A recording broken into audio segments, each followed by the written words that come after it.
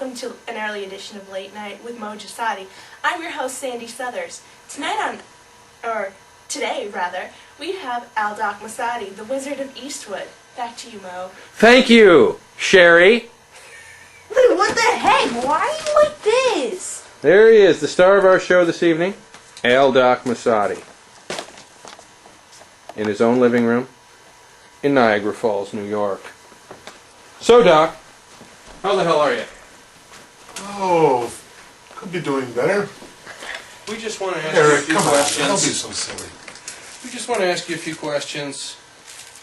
Tell us about growing up on LaSalle Avenue. You mean paradise? Just leave the camera alone. Wait up! Get away from there. Boy, you are a pain. Now I know why your mother hollers at you all the time. Where were you born? I was born in the house. Really? Were you On born in the 13th house? Street, yes. In the house. On 13th Street. Oh, wow. Very.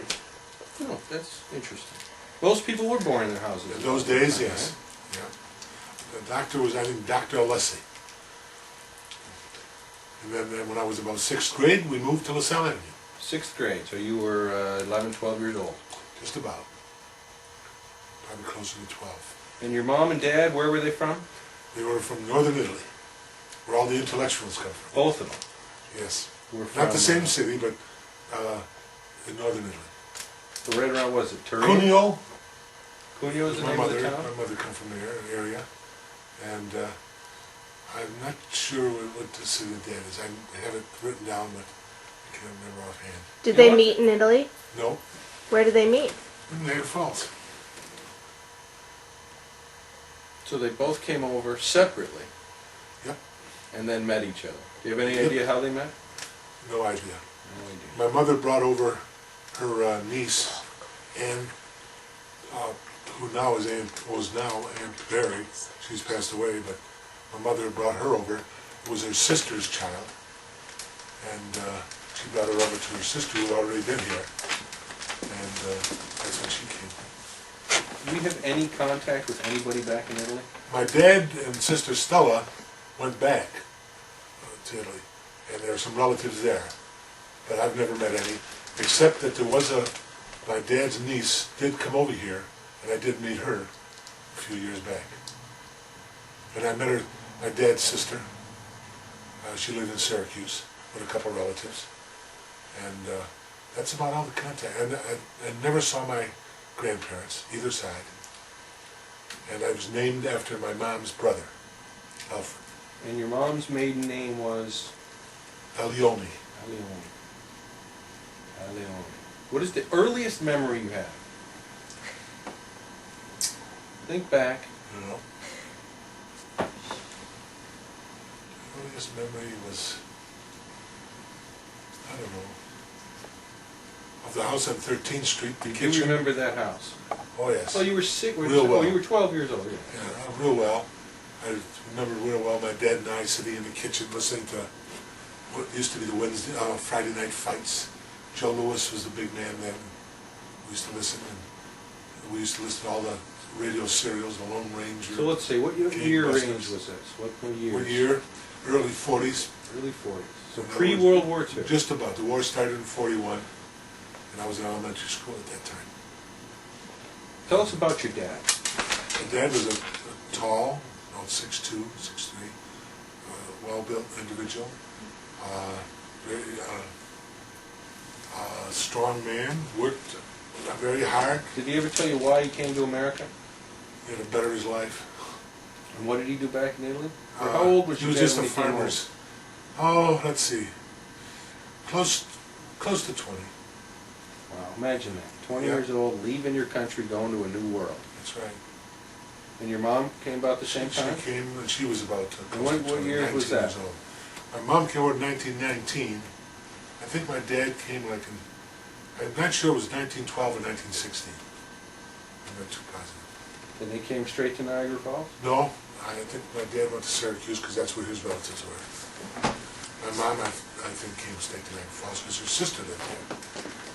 And so that was it. And then they must have met here. And they had 3 girls, and they really didn't want me. But it was a surprise.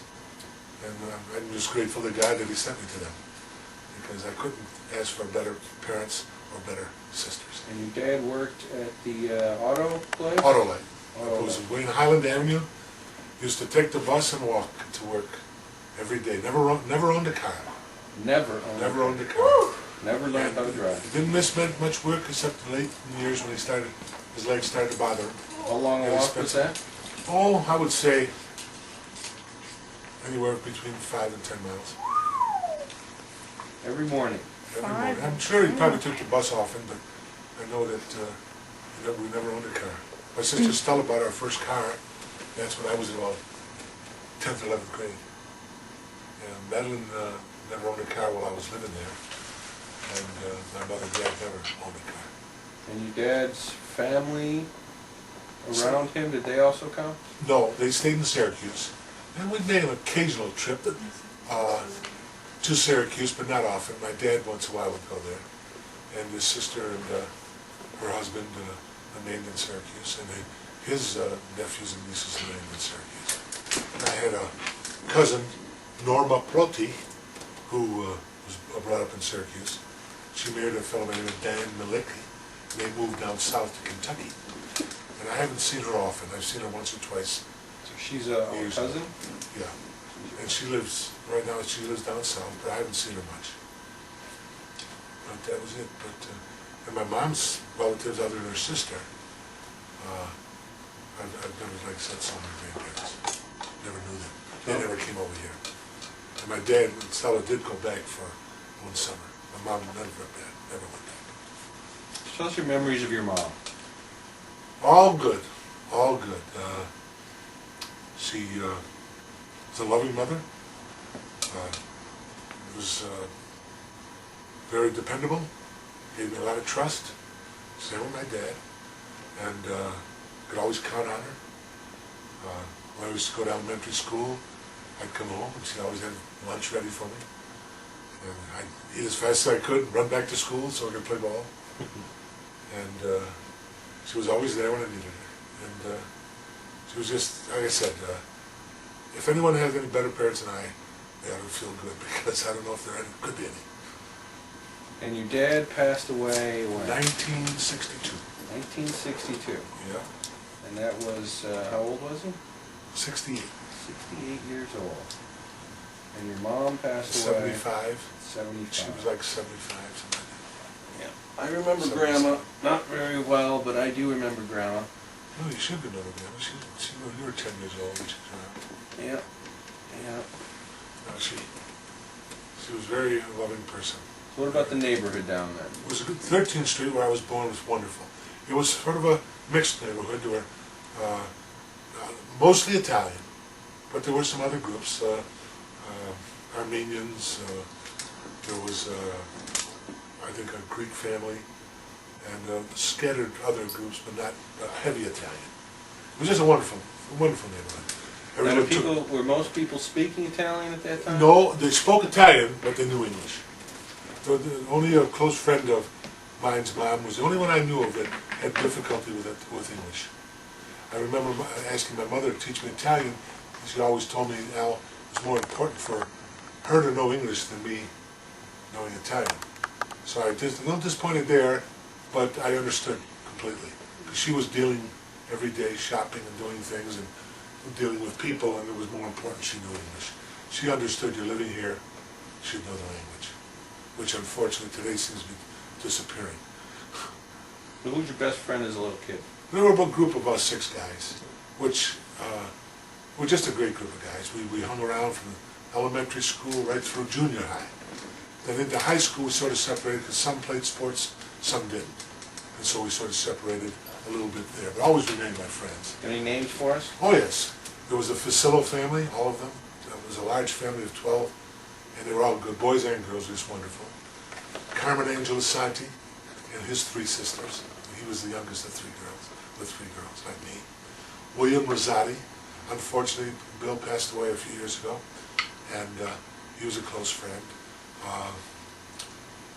Trying to think, those were probably 3 of the closest, and as I grew older, Ronnie Granieri became, starting in high school because we played ball together, although I knew him in elementary school, we were friends. He went to South Junior High, I went to North Junior High, and that separated us except when we played ball, because we used to meet at night and play basketball at different gyms. And so Ronnie and I remained friends for life. And I miss him a great deal. He passed away a few years ago. And Ronnie passed away at heart attack on the golf course, right? I had breakfast with him in the morning, and he was gone in the afternoon. Went the way you wanted to. Yes, in a sense, he always said that if he goes, you want to go quick, and you want to go on a golf course, and that's what he did. I think it was the 5th hole, from what they tell me. But it was very unfortunate. Shortly after that, his daughter gave birth to twins. Oh. So it's, he had a wonderful family. He also had 3 girls and a boy. And his son was a brilliant guy. He's a college professor down in Georgia, history. To Harvard, right? Yeah, he went to Germany on a scholarship. Wow. And a very nice young man. His daughters all did well. And his wife was a wonderful girl. And she still lives in the house that... Ronnie lived in the house he was born in, I was like, Wow. on 16th Street. Oh, I remember that house. Yeah. So, yeah, we played ball right through high school. Then I went to University of Buffalo. He went to Buffalo State. A year later, he took off a year, then went to Buffalo State. And we remained friends throughout from then on. Well, before that, actually, from junior high on, we were close. Leah, Eric, would you like to ask Grandpa any questions? Do you remember this? Go show it. Yes, Eric. I Go sit do. with him. That game was very popular with me and a couple of friends. Go sit over there and show him. This was an unusual game that I played in junior high. I used to have friends of mine from junior high come over to my house on LaSalle Avenue, and we used to play this by the hour. And I remember years later, I ran into a friend of mine who had moved to Philadelphia, and it had been close to 20 years since I'd seen him. And the first thing he asked me is, "You still got the game?" So it was really a wonderful game. We played a lot of games, and we enjoyed it immensely. Yes, that was handed down to me, and I also played it many times. Joe played it. And now Eric. And if somebody would use it, I'm glad to give it to him, but I don't want it wasted because it was a great game with a lot of great memories. So what first got you into sports? Well, I think my neighborhood, all the older guys, and you always, they were your guys you looked up to. And they were all athletes, and they all usually played on good teams. And baseball was the first one. I remember the name of the team that my friends, it was called the Get Down Aces. They were a very good baseball team. And watching them and playing them, I got interested. And then they used to put up a basket in the street that almost looked professional. And so I started playing basketball and just waited for them to ask me to play with the older guys. And eventually just competing against that type of competition helped me improve my game. And you were a big kid. And I was a tall boy, which was always helpful in the game of basketball. And the only reason I played football was because you were, in other words, almost supposed to. But really surprisingly, in high school, I enjoyed football more than I did basketball. But I think I was smart enough to realize that if I had any future, it would have been basketball, which did get me help in college and got me the college education. And at the last game of high school football, I put the pads away. It was the last time I ever wore them. But I enjoyed the game immensely. I think I played a good high school player. Nothing great, but a good one. Football, you're talking Football and basketball. Baseball was just an average player. Enjoyed the game immensely. To this day, I think baseball is still the best game there is. I really do. Why do you think baseball is suffering so badly these days? Well, I think the time limit, some of the changes in rules, the cheap home runs today. I mean, in our day, you hit a home run, you did something. It was a dilution of the pitching. Definitely. And so many teams. In those days, there weren't many teams. Every player was great. Now you've got players that are terrible. I mean, not terrible, don't get me wrong. If you're in the major leagues, you're good. But you're not high level. And I just think that they play too many games. They lose too many stars to injury. Because they play so much, they're going to bound to get hurt. And but the game itself is just a great game. A great game. Leah, you obviously have a question for Grandpa. Yes, I do. Why don't you tell us about your family? Your children and your wonderful, No, wonderful grandchildren. I wasn't asked. My children, I'm very proud of. They're wonderful All Yes, four of them. I'm sure. And they all. But they were normal children like everybody else. My gray hair isn't gray because normal. But I can't really complain. They've all turned out to be wonderful, and my 3 girls have turned out to be wonderful. Yes, mothers. and I understand that all 3 girls have 2 children each. Why don't you tell them about their children? Excuse me. Specifically Rhonda's children. Sandy. Well, Leah Sandy, seems to be excuse quite me. a pain to her mother. Really? Yes, and Eric is following in her footsteps. Oh. That's But, that's too But bad. Now, both, you know both what? are very attractive and brilliant kids. Isn't Right. Eric And, more attractive? I think that they will turn out to be all right as soon as they grow up and mature a bit. But see, I've heard differently. I've heard Excuse me, different Sandy. opinions. Sandy, could I ask Al a question real quick? Go ahead, by all means, Jimmy. Is it just a coincidence that Ann Island lives on an island? That sounds very good. And Is- unfortunately, Anne is a space cadet, so And being on an island, I think, fits. and her, when did Donna? What's the word I'm looking If you for? could use Her one word. personality. Excuse If me, you could use- fits Hey, hey, hey. Mo, excuse me, Sandy. Excuse me, this is my Excuse me, Mo, show. excuse me, Mo, 1 second. No, no. Is it Jimmy, let Mo talk. Shut up, Yeah, Sandy. that's Come on. not nice at all. What did I tell you about the word shut up? I'm sorry, Al. Go ahead, Mo. If you could use Yeah. one word to describe each of your children, what word would you describe for Anne? One word. Loving. One Donna? word for Donna. Donna? Donna, be Prac- honest. Practical. Practical. One word for Rhonda. Be nice now. Nice. Nice words. Rhonda Crab. I used Crab. to call Rhonda Crab when she was a little girl, and she's as loving as Anne, but she still has that element of crabbiness. And crab seems to fit since she likes the ocean. Am I right here, Mo and Hey, Jimmy? very good, Leah. Thank you. And what Sandy? about Joseph? Joseph has turned out to be a brilliant young man, One word. One word. intelligent.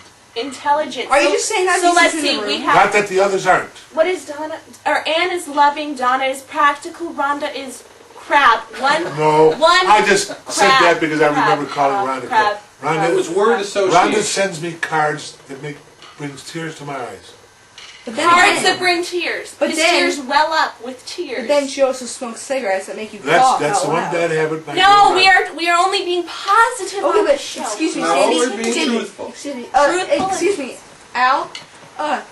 When did Donna start getting gray hair?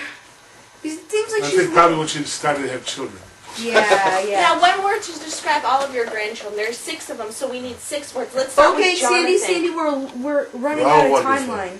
All wonderful, all different, and probably what makes them all interesting. Can we Like can all we get good- one word to describe each of them? Wonderful.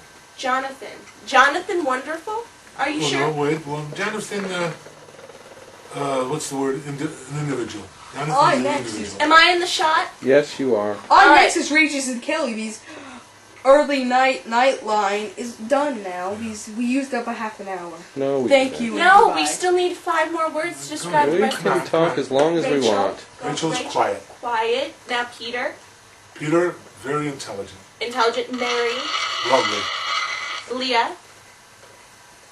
Pain in the... Oh, sorry. You're not supposed to talk, Mom. Overbearing at times. Now I understand that Rhonda and Leah both get a negative word thrown at them. I think you I forgot feel Eric. this is unfair. Sandy? I feel this is unfair. Sandy, I think you forgot Eric. And what about Eric? And Eric, athletic. Athletic. So Leah's the only one that gets put down, and so is Rhonda. Well, I think Eric. But no matter what, I still love Leah as much Eric as and all. Rhonda went on a walk to Niagara Falls yesterday. Lee didn't want to go. They went to walk by the river yesterday. Leah really didn't want to go, but she did anyways.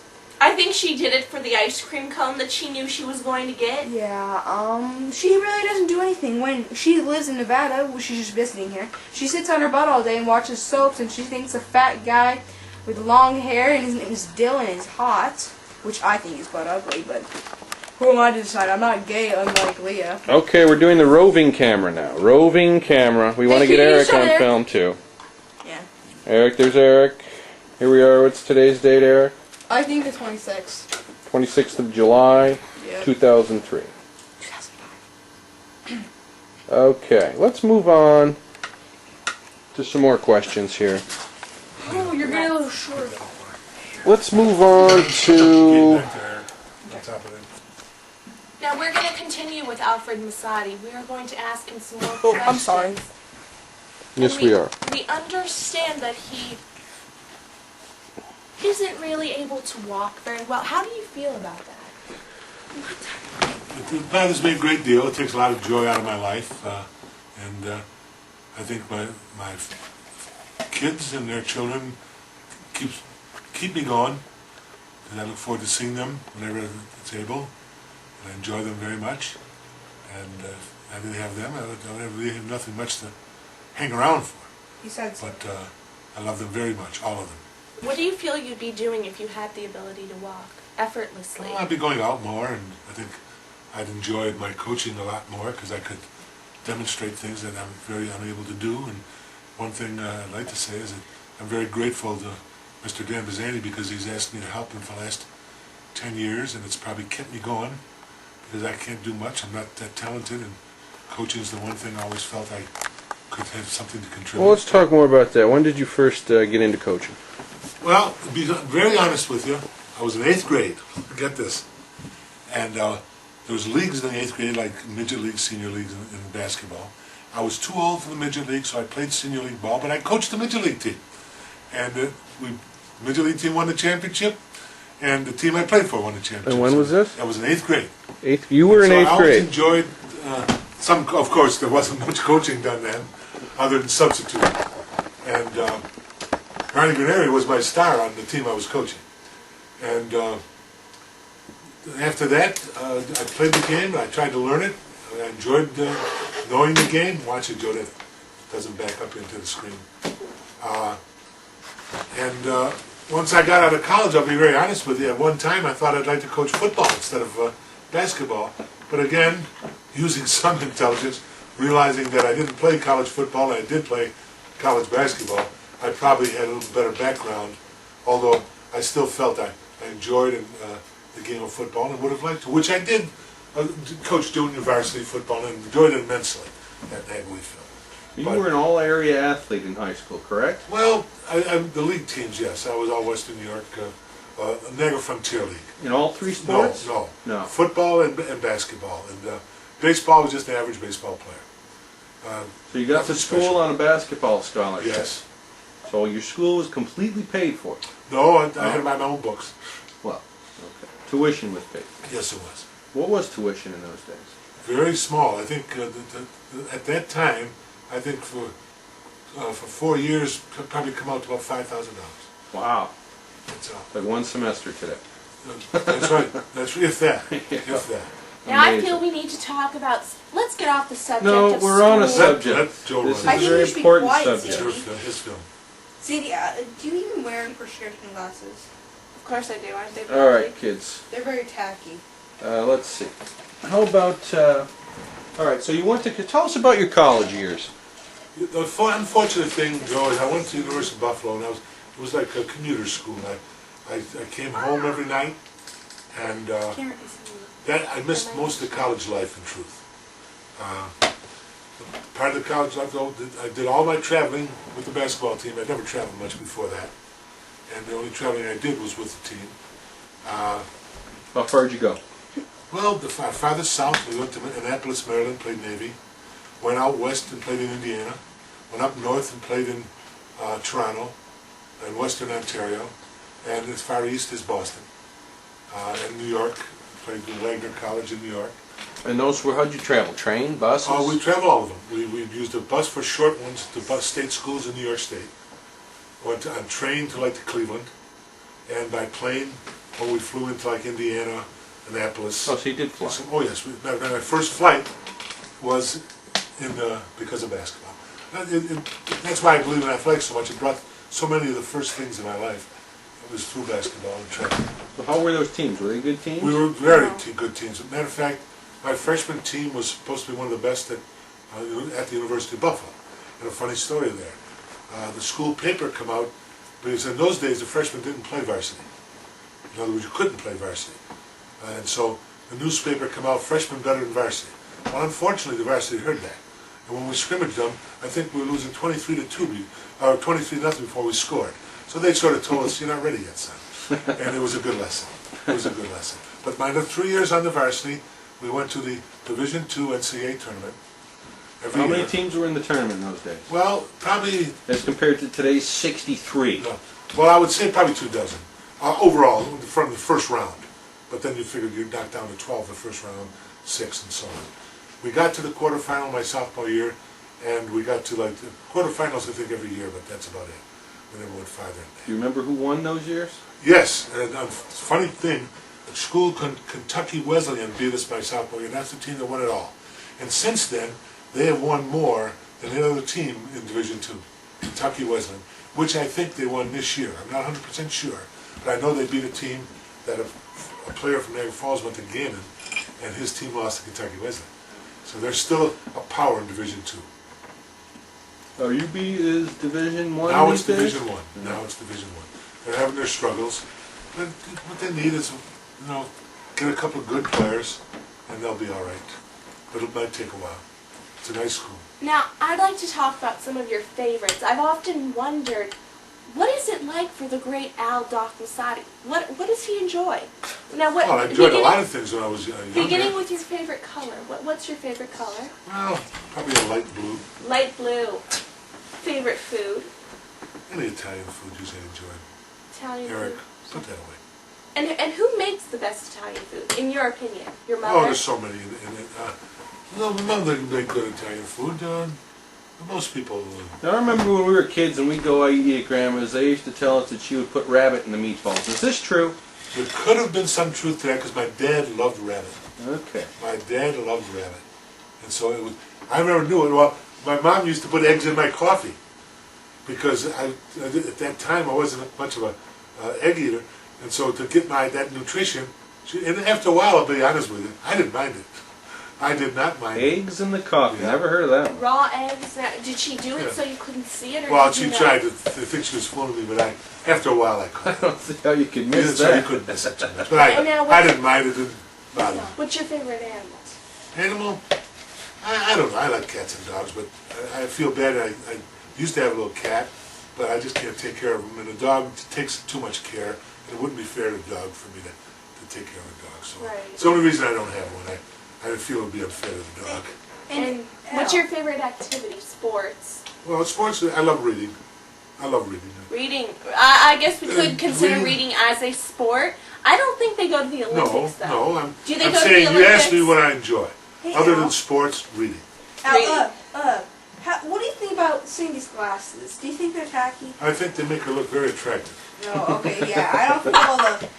Well, Sandy must think all the women are looking at her. All right, let's get back to some serious questions Let here. Uncle Joe. It's his No, show. his name is Mo. Well, Mo is Mo his show. just saw It's it. Mo's show. Let him Back go. to you, Mo. Thank you, You're welcome. Sherry. I think her name is Cindy. Sandy, everybody. Whatever. We don't care about. Okay, so you had, what, 4 years at UB? That's one of the things I'm proudest of, Joe.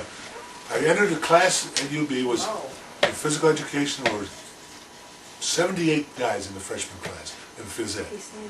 After 4 years, 12 of us graduated. Wow. Now I'm sure another dozen graduated after, but I felt very good that I could graduate in 4 years. But I'll tell you, I had a lot of help. So you got your master's degree in About education. 5 years later, in health and education. Health and education. Yeah. And you used that degree to go into a teaching profession. Yes. And your first teaching job was when and where? 1959, and I had no idea what the salary was. I started at $3,200 a year. And the first time I saw what I was going to make was when I signed the contract. That's one thing I'm very grateful for. I never worried that much about money. You just don't worry about it, and everything seemed to be taken care of. I worked a lot. I worked summers in those years because you couldn't survive on that with a family and that salary. But I had a good summer job after my first year. So how'd you get the job in the summer? I took a civil service job. Funny story on that too. A friend of mine, we were playing basketball in the winter, and I had worked that summer, I think, at the Hooker, a plant, industrial plant, and I was never a certainty every year. And this fellow told me, he said, I work in state park police. He said, they give a test. He said, they need guys. He said, I flunked last year, but they still hired me. He said, but they're having a test in Lockport. Why don't you come down and take it? I said, that sounds good. But with 6 months a year, and I don't want to work 6 months a year because I'm teaching, I'm coaching. So I went down and took it. I passed it. Poor fellow, he flunked it. He didn't get a job. I did. What was the test about? It was, still the questions, like mileage things and what would you do in this situation. Sort of general common sense things. A couple of math things, add and subtract. But it wasn't difficult, but you had to have, some intelligence.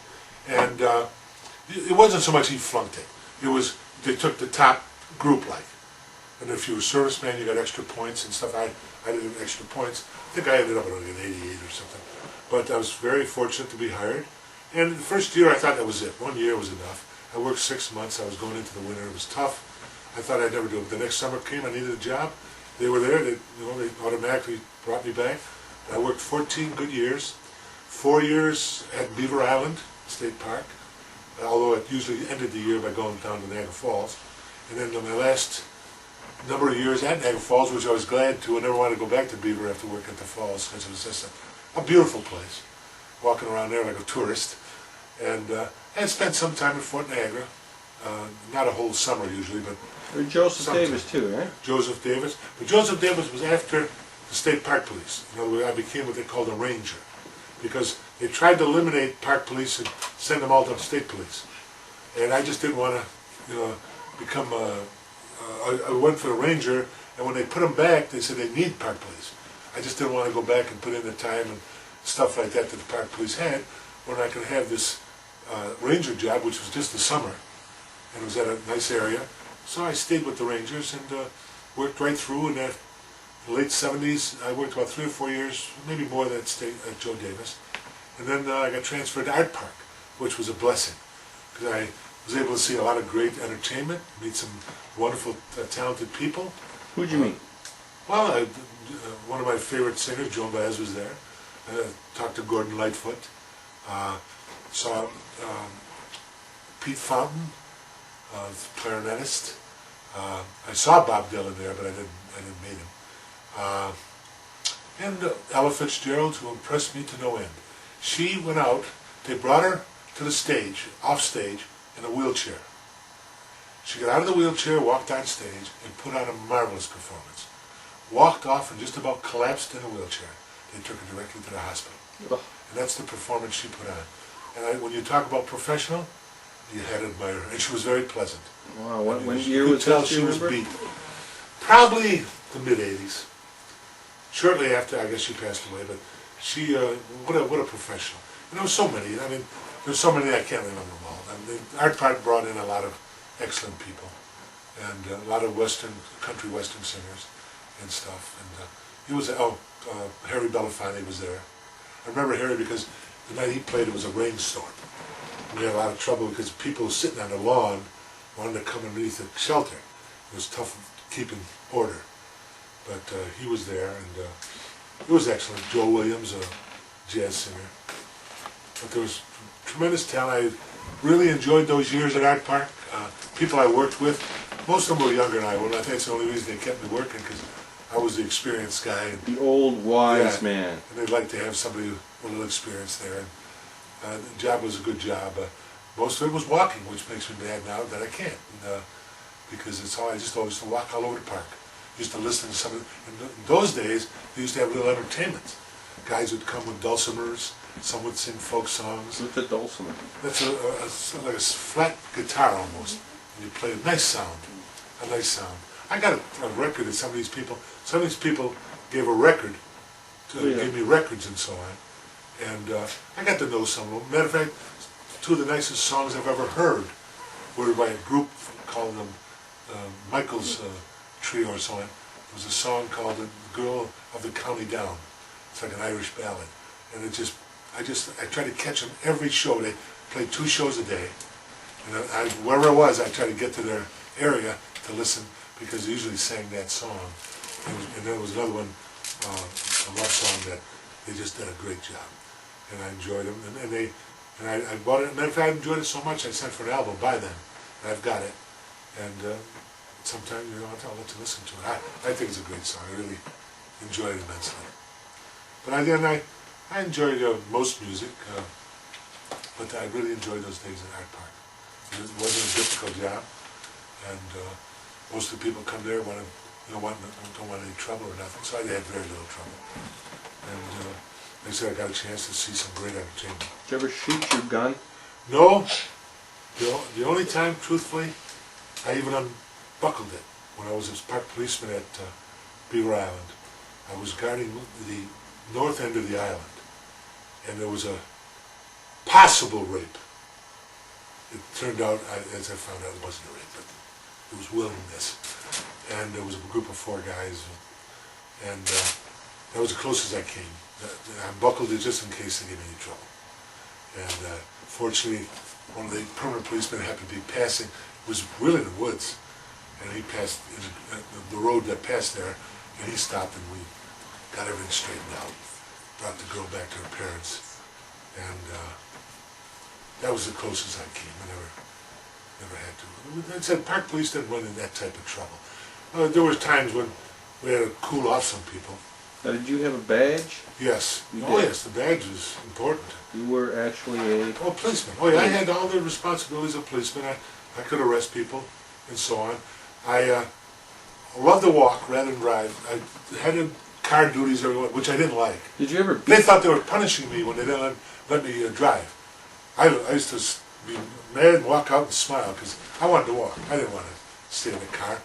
And I think you can count on one hand the number of tickets I gave out. Did you ever beat up a hippie for no good reason? No, I mean, tell you truthfully, I made friends with a couple in that year of the Woodstock. They came through the falls. A lot of them stayed at the falls, go down in them. And I got to talking to some and so on. They're quiet. The thing I never liked about the grass people is everything was so easy, love fair. No, nobody's trouble, you know. And unfortunately, I found that they were good people. I mean, they weren't loving people and so on, but they were mixed up, in my opinion. One of them gave me a little stone that I gave my daughter Ann, which I'm sort of sorry for, because I think Ann sort of... Do you think she still has it?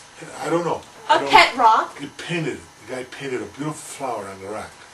And so I gave it to my daughter Ann. I don't know if she still has it, but... She probably sold it for a little cash. Yeah, she was about 12, 13. It's a very mean thing to say, like. Yes. I understand, but I mean, you gotta eat. So, let's see. How about teaching? Let's talk a little about teaching. It's an honorable profession. It's a very noble profession. You deal with a lot of people. Probably the biggest disappointment you get in teaching is when you see certain students who don't try. I don't mind students who have difficulty. I don't have students who may not be the brightest. But the ones that don't try disturb me because I feel if they don't try, they may never be a success in anything. If they try, they're going to find something they enjoy. And by putting forth effort, they'll be successful. Whether it's auto mechanic, whether it's a carpenter, whether it's an engineer, whether it's a doctor or lawyer, if they put forth effort, they'll make what they want to do. I think it's a lack of respect for the opportunity given them. Yeah, there's a good statement. That's going to be very true. They don't make use of the opportunity. It's like a great athlete who has all the talent in the world, but doesn't put it out every Doesn't day. take care of himself. Yes. So he burns out after Yes. 3 years. So you taught for how many years? 32 years. 32 years at Niagara Wheatfield. Yeah. Any memories you care to share about that? Well, I met a lot of great people. There were a lot of wonderful people. I taught at the junior high. I never taught at the elementary school except for student teaching. I taught at the junior high for about 4 years. And once I was appointed head basketball coach, I requested to be sent to the high school, which they did. And I stayed there for the majority, 20 years. And I enjoyed that immensely. The People I Niagara worked with- Wheatfield. I'm sorry. Go ahead. Go ahead, I'm sorry. I said, everyone was great. It was just a great group of people, a great nucleus, and I enjoyed it immensely. The school was kind of a out of the city kind of school. The students were mainly kind of what? How would you describe the student population in Niagara Wheatfield? Well, it was very diverse. We had kids from a tough area. They used to be town in Niagara, but they were all great kids. They just come from a tough area, and they were tough kids. But I'll be honest with you, they had respect. They were taught apparently by parents you respect your, and very few of them ever gave me trouble. Now, There also, were kids from the Indian reservation, same thing. I'll tell you honestly, I love the Indians. They were a good group of people. The ones that played, Stop it now. Very disrespectful there. Yeah. And they were very. The only thing is, most of them were stoic to me. Yeah. But I got very close to a number of them. The ones that played with me were marvelous. And for a while there, they hesitated to come out, but when they realized they had as good a chance as anybody, they came out, and some of them were the best player I had at times. Matter of fact, a couple of them played professional lacrosse. One is now coaching the professional lacrosse team in Buffalo. With the Kilgore? Kilgore brothers. And it was just a great group. And there was a boy named Jimmy Bissell that even his family it was just wonderful. Just wonderful people. I enjoy them. And I always told this to I talked with a fellow who was married to an Indian. He lived on a reservation. He was an Indian. And I told him, if I was anything, and I'm very proud of being Italian heritage. I said, but if it was anything, I would have loved to have been a Native American. Because I just admired them immensely. And they're good, the friends I'm very good people. What do you remember much about the power plant being built and the controversy with the Tuscaroras at that time? Yes, it was originally the land and so on was difficult. They wanted the best deal they could get, and I can understand that because it was part of their land. And it was done well. I mean, it gave a lot of work to a lot of people in this area. It was booming times. I worked there, I think, for 1 or 2 weeks. I think I made $200 in 1 week. I think I made. Which was a lot. Which was a lot. So all I did was pour cement from a bucket, from a truck into the bucket. And the only danger there was my fingers, which I didn't realize then, but because you get caught in a clip. And it was a decent job. And after that, once the job was done, whatever section you were in, you got laid off. And fortunately, I was lucky enough to go to the hooker, and so on. That was when? Probably 58, 59. What's that, Eric? You want to say something? What was the hooker? It was a Now, plant, to me, a it chemical sounds like plant. something that you pay for sexual chemical relations. plant. Yeah, it was something you order to your room. Yes, well, that's something else. Have you? Thank you for that input, You, now. No, I don't understand why they had to call it such a bad name. You probably That's the name of the used that company. word a It's lot. the name of the owner or one of the men who founded the company. You was probably- was the man a hooker? No. No, but that you was his probably name. use that word a lot. Okay, let's In my get back. summers at high school, I used to work at just about every plant along Buffalo Avenue. At the time, Niagara Falls was booming. The plants were booming. I worked at the Carborundum. I lied my age to get there. I worked at the International Paper Mill because my sister was You there. lied Probably to helped be me how get there. old? You had to be 18, and I was 17, so unfortunately I told him I was 18. That was the early 50s, early mid-50s. Oh, that was 53 probably. I'm never gonna look at it And, the same. I worked at the hooker.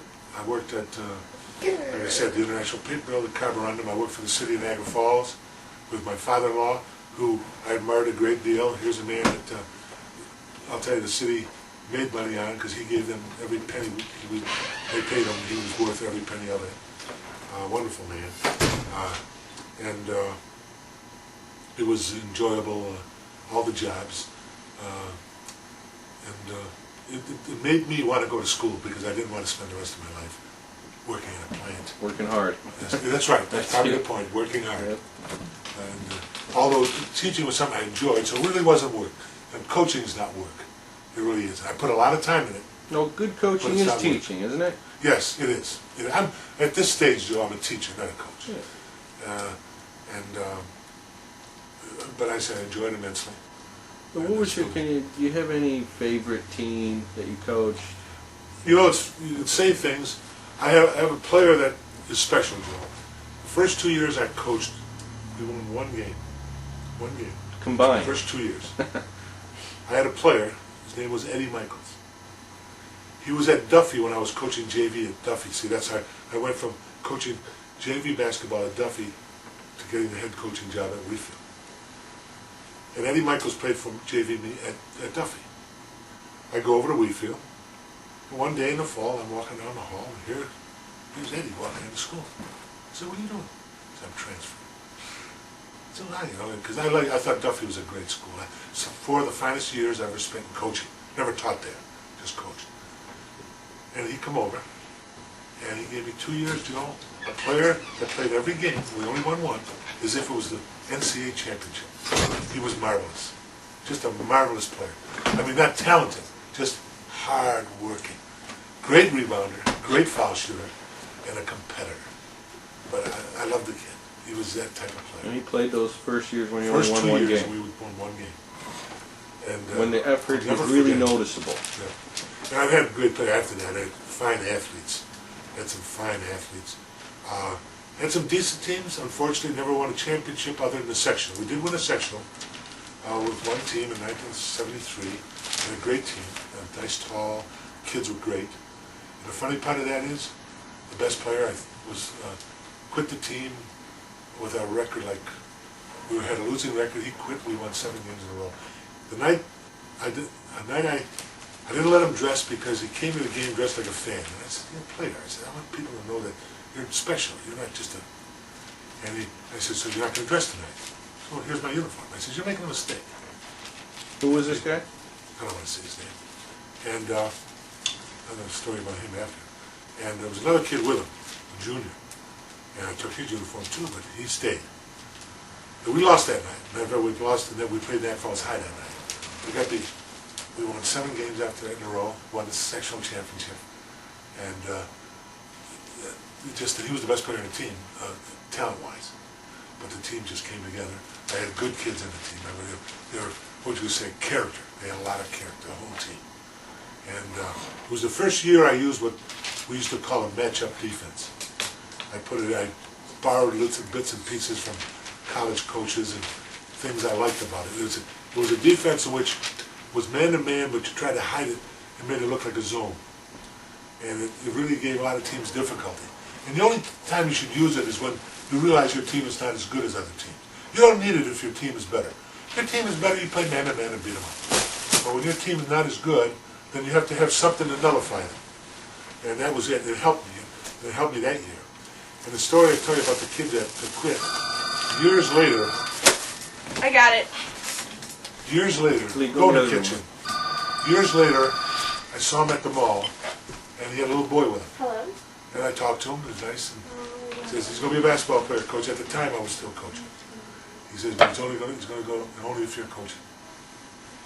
And that made me feel pretty good, because here's the kid that... So, but he's a good, the only problem with him, he loved to play hockey too. And although I never argued too much with him, I says, how can you put forth that much effort, 2 games, same type of season, you know, running back and forth. But he was a decent player, but he was probably solidified us when he left. We just all came together, the kids just played brilliantly. I remember a game back when I was in high school in the early 80s. And now I didn't go to Niagara Wheatfield, I went to LaSalle High School. And LaSalle had the powerhouse basketball team that year with, what was his name, Michael Freeney? Yeah. They were undefeated, they'd won 20 games in a row, nobody could beat them. Your team was terrible that year. Just a 500 team. A little bit. You guys beat them. How'd you do that?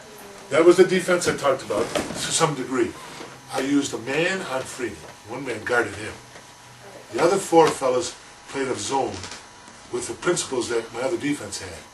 And they only scored 42 points, and that's why we won. We only scored, I think, 43 or 45, but we didn't let them score. Freeney got, I think Freeney had 4 points, 1 basket and 2 foul shots. And the kid on him was a junior, and that was it. I think by putting a man on him and the other 4 guys, wherever he went, somebody else would double team. And it made the difference. And I believe that was their only loss that The only year. loss in the league. The only loss in the league was that game. Yeah, it was one of the big highlights of the season. Matter of fact, Canisius coach was there, a guy named McCarchuk. And after the game, he come over to congratulate us on that game. Yeah, I was amazed. I So he remember come to going watch to school. Freeney. I remember going to school the next day and being amazed that you had beaten them. That was a great win. In my years at Wheatfield, we prevented 3 teams from going undefeated. We beat them 1 year. We beat, I think, Kenmore West, who went undefeated 1 year. And I'm not sure there was another team that we beat that would have been undefeated had we not beat them. We had, like I said, I had good players. I had good athletes. There were very few that were great basketball players. But your team was kind of a suburb team, and you're playing the inner city schools. More or less. That was one of the problems. Which sort of put you at a little disadvantage. But I don't downgrade our players were good kids. They gave me all they had. It wasn't because they weren't trying. They just didn't, like I said, they didn't play the game as much. We were a separated district. I mean, the kids in town in Hager didn't play much with the kids from Wheatfield. Wheatfield didn't play much with the ones from the town of Lewiston. And so, you know, like city kids are playing all the time against each other. And they're helping each other. Ours were country boys. And they're good players, but, and like I said, they come through with some great games, like the ones we just talked about. And like I said, the team that won the sectional, well, had some great athletes. But they were all athletes. I had two outstanding football players on that team. One went on a football scholarship eventually. Another one, height. I had a good height with him. Kid 6'6", who got a scholarship to a junior college but didn't stay, unfortunately. And they were good athletes. They just weren't great basketball players. But as a group, they did the job. And I'm forever grateful for the effort they put forth. All right, well, I think it's time for us to go to a commercial break, and then we'll be back with tonight's entertainment. Once again, Leah is incorrect. There will be no commercial break.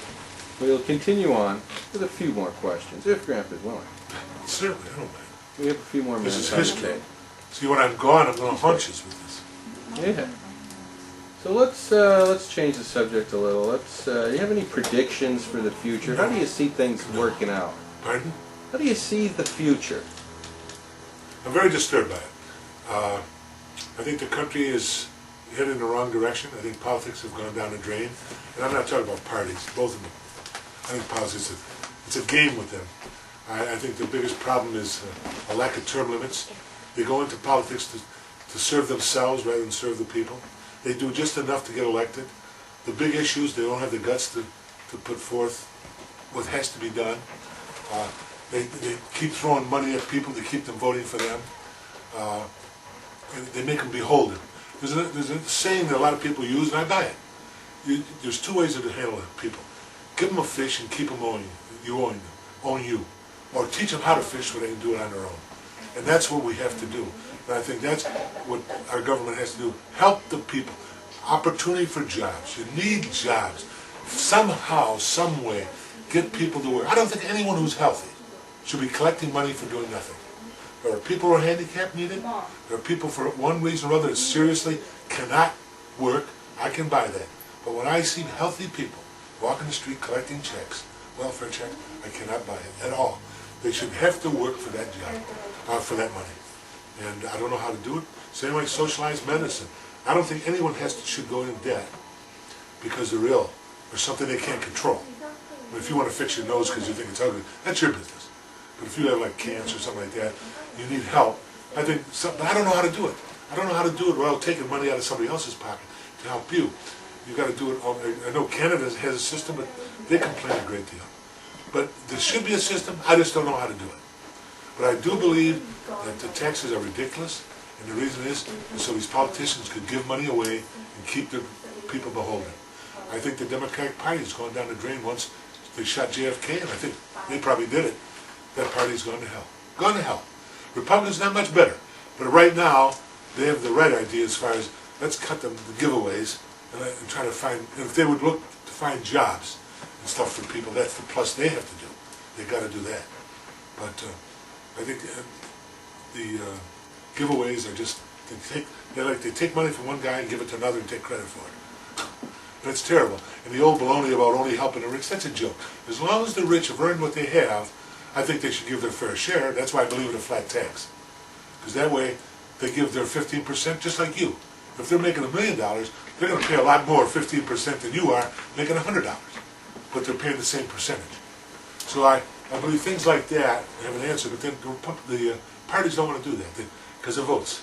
It's like an immigration policy. Let everybody in because they want votes. Something wrong. Our language. I think the language of this country should be English. No more. If you know all the language, that's great. No more languages. But no English. But these people that's come here and they want us to learn their English. We're all immigrants, Joe. We're all immigrants. Everybody came here except the Native American. And we came here to add to our culture. Too often nowadays, they're coming in to change our culture. Add to it. I mean, you can add things which are usually well-liked. I mean, we like Mexican food, Chinese. These are things that add to our culture. But when you come in and want us to learn your language, instead of learning the language of our country, that's your problem. And I think it's a big mistake. I think it's going to be one of the big things why we're going to break off. We've never really The blacks have used, unfortunately, race as an excuse for every shortcoming they have, and that's unfortunate, because there's so many intelligent, hard-working, and let me make this statement. I don't think I've ever worked with a person, an African-American, that, you know, you hear the stigma, they're lazy and stuff. I don't think I've ever worked with one who was lazy. Everyone I know was a hard-working guy, mostly family. The only thing I see is their lack of family is killing them. Just killing the black. And you could say that about more than any one family segment. that's not a family, Joe. That's why family is so important to me, is that when you break up family, I think it hurts a great deal. And I think it hurts these kids who don't have mom and dad in the house. And I think that's killing, mostly because the blacks, I just heard the other day, 80% of black children are out of wedlock. I mean, come on. It's sad. But I think that's hurting them. But unfortunately, there are a lot of great ones, and I wish they'd step up and start talking and stop blaming race for it and say, we got to get on the ball here. We got to help our own. Like I think one of the things I admire about the Jewish people, they help each other a great deal, usually. They value education extremely, something the blacks before did not do. And I think that hurt them. They did not. Now it's starting to. I see more and more blacks realizing that education's the way out. But it's one of those things that I sometimes find that they've got to understand. Value education, work ethic is important. You meet your responsibility. I always consider myself a lazy guy, but I met my responsibilities. No matter what, I went to work. I missed very little work, and because I felt that was my responsibility to be there. They're paying me to be there and do a job, and so I tried to do that. How well? That's a value judge. But I think they got their money's worth coaching-wise because I put a lot of time with the coaching. How much did they pay you to coach? I'll tell you honestly, I started out, I think it was $1,000 a year. And now, the latest I hear is up to about $2,000. Now I'm doing it for free. Well, again, I enjoy it. But $2,000 I don't think I ever went over 2,500. I don't think I ever got more than that. That's I a even lot of forgot. time to put in for that Oh kind yes, of money. it That's starts. basically I'm doing it all year long. Right. I got stuff here. You know, I got out of bounds plays already. You know, so. You don't do it for the money. Oh, I definitely. That's for don't. sure. I definitely don't do it for the money, but I enjoy it, and I say it does a lot, as much for me as I do it for. I like to feel I'm contributing. What's the difference It's between? blinking, is that it? Yeah, we're down to a couple minutes. Okay.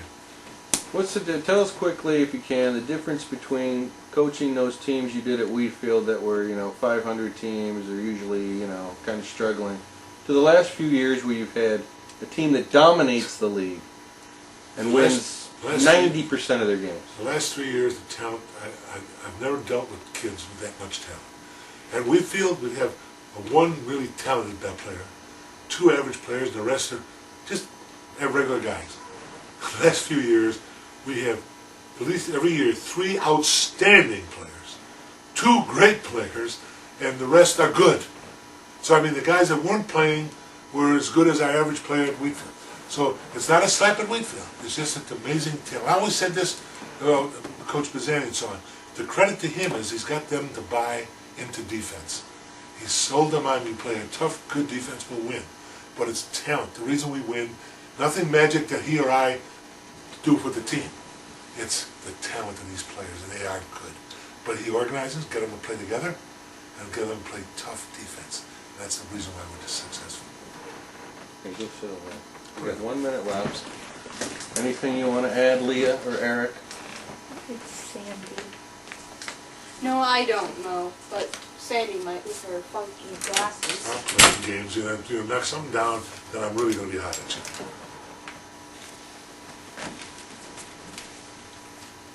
No, actually, Mo, there's nothing I would like to add. I just want to let the public know that this is such a rewarding experience for all of you out there to have the opportunity to watch this interview that we just had with Alfred Doc Massotti.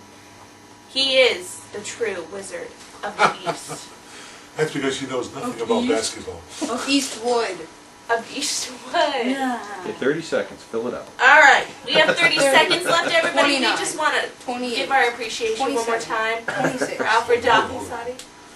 My definition of athletics is a speech that General MacArthur gave at West Point when he said, now I forgot it. Now I forgot it. Wait a minute. You get time. Thank you, Tom. On the fields of friendly strife are sown the seeds that in other days and other fields will bear the fruit of victory. He was talking about athletics, and I agree with him totally. It's helped me in all my endeavors. Thank you, Alfred. Thank you Thank very you. much.